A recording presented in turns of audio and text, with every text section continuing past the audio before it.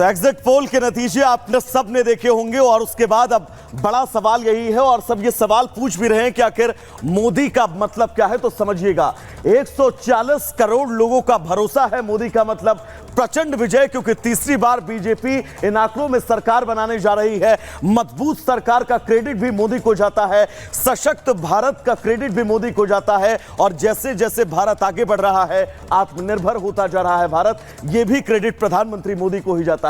विकसित भारत का भी क्रेडिट मोदी को जाता है, विश्व शक्ति का क्रेडिट भी मोदी को जाता है।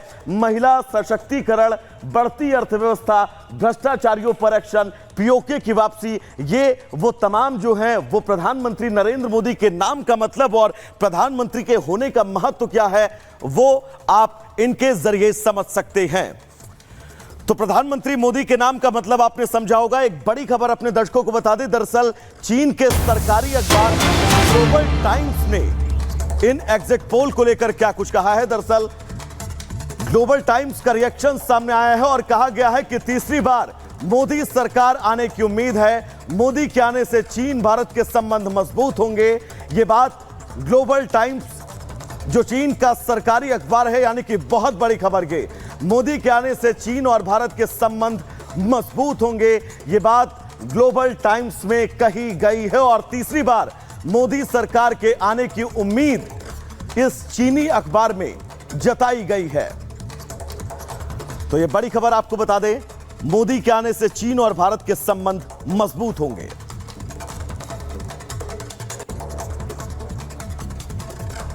तो देखिए किस तरीके से ये हमने बताया कि चीन की तरफ से ग्लोबल टाइम्स में ये कहा गया है कि एक बार फिर से मोदी सरकार आ रही है। अब आपको बताते हैं कि जो एग्जिट पोल के नतीजे आए उसके मुताबिक, एग्जिट पोल्स के मुताबिक बीजेपी के लिए अब दक्षिण का द्वार खुल रहा है। क्यों कह रहे हैं हम, ये आपको बताते हैं। दक्षिण के राज्यों में सीटों के साथ वोट शेयर भी बढ़ गया है, ये आपको बता रहे हैं। आंध्र में एनडीए को 25 में से 21 सीटें मिलती हुई नजर आ रही हैं। तेलंगाना की अगर बात करें तो बीजेपी 8 सीटें जीत रही है।